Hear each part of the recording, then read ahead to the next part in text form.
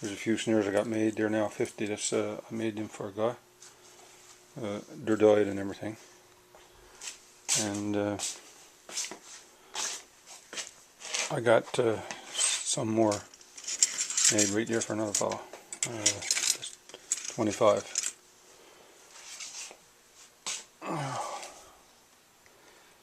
So that's that. So all you need really is some 1/16, and you can use, like for coyotes, I use 3/32 wire. Well, that's if it's in the open anywhere, and I usually use longer snare.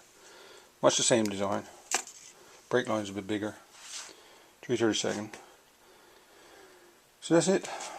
Out. This is the timing chain that I took apart, and usually gets timing chains from one timing chain will do a lot of snares. So anyway, this is 1/16. The hole is a little bit better than 1/16. Oh, the hole is a little bit bigger than 1/16 there. So what I do, I just take my vice grips,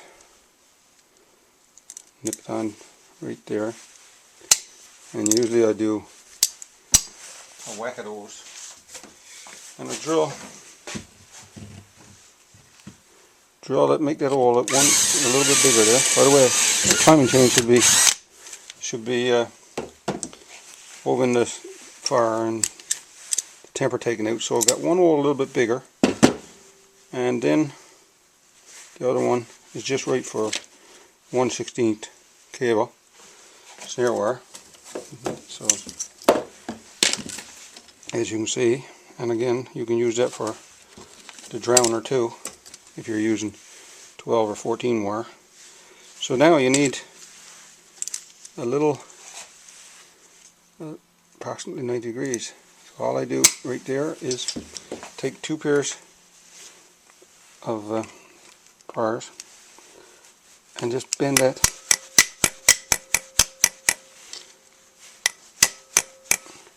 almost 90 degrees,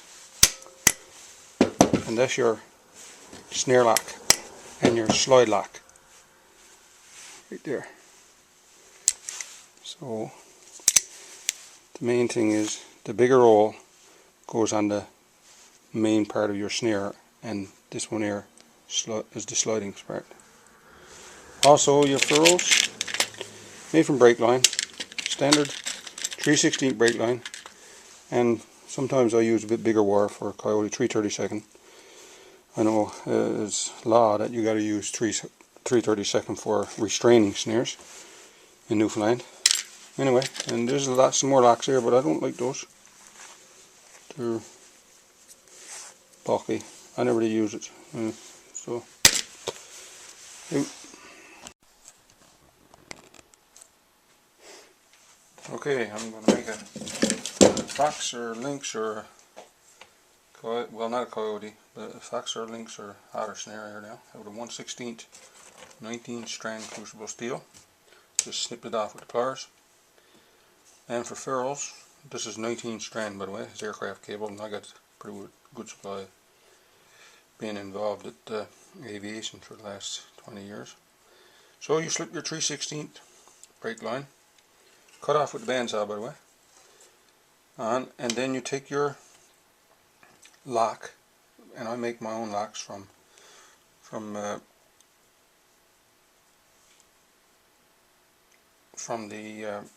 timing chains of all pretty well any timing chain, I guess, all car engines, and you shove them in the fire, take the temper out. Anyway, this is how it goes on, this way, and let your snare hang down in its natural, and make a 180 degree bend, and but don't kink it, just let it natural bend, and slide it back into the ferrule. You might have to twist it a little bit. Don't let the wire hang out to the end, because you'll damage fur, it's fur damage, like this. So that lock will come up around right smooth. And then you take your swaging tool, which I happen to have. Does a really good job on the brake line. And that's swaged, so I got my lock on. Now this hole here should be drilled out one size bigger, so it's about 1/8 roughly, and the other one is 1/16 on the top there. A little better than the size of the wire. The next size is bigger. So now, if I was making this for hotter, I'd get another ferrule and put in there, and again I let snare hang down, and it's got to come back again 180. Now if I was making this for otter, what I would do, I would put another lock on this end like this. I'll make this one for an otter anyway, but you can still use it for a fox. There's no big problem. And just bring that in there. Now you got your lock on the end of your snare like this, and you crimp it, and now you got your otter snare. Now the otter snare is tailed in sometimes on a log going across a old beaver dam or something like that, in a cubby, and going in the beaver's house.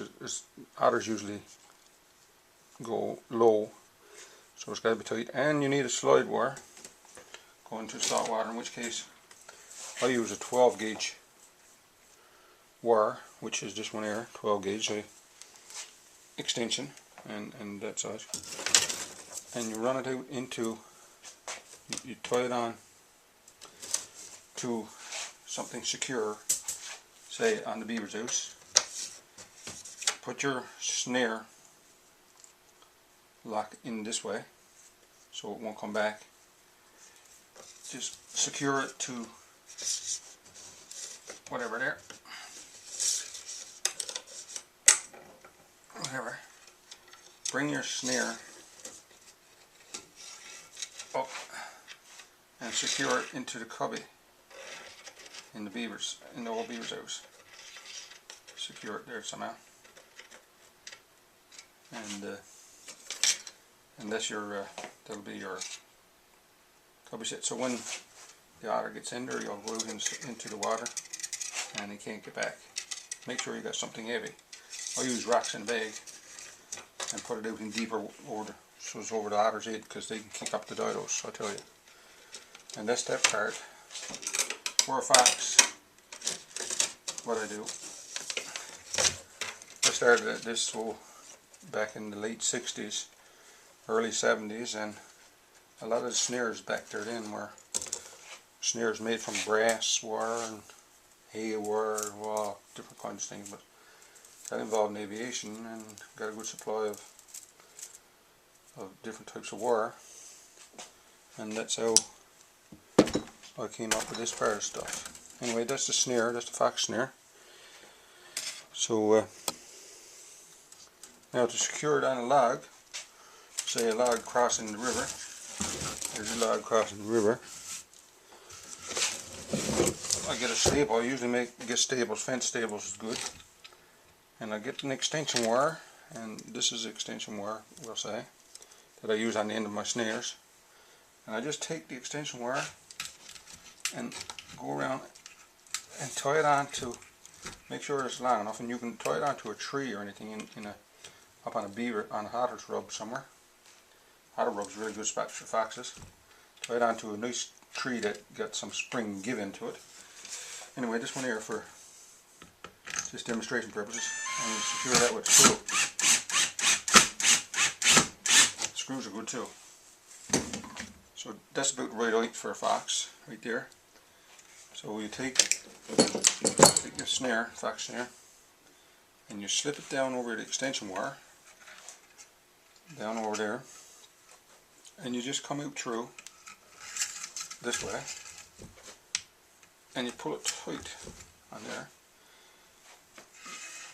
and you just give it a few little twists, just more or less to make it a bit stronger.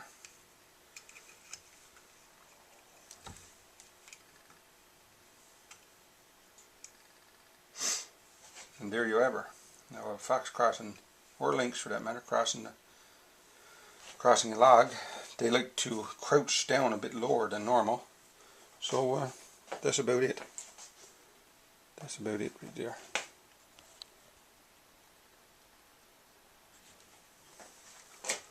That's the fox snare and the log crossing the river. Yeah, so